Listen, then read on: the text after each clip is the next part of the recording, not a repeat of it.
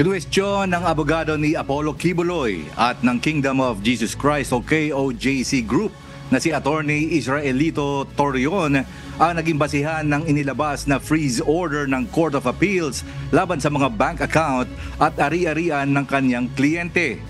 Ayon kay Torreon, questionable ang legalidad ng hakbang kung saan ginawang basihan ang kasong naisampa sa Amerika para sa asset forfeitures at asset preservation sa Pilipinas. Sakop ng freeze order ang mga bank accounts nito, mga property sa loob at labas ng bansa, mga sasakyan, pati na ang eroplanong pagmamayari ni Kibuloy. Damay din sa freeze order ang SMNI Television Network at ang bank account ng grupong KOJC. Kinumpirma ng legal team ng KOJC na hindi pa nila natatanggap ang 48 na pahinang resolution ng CA.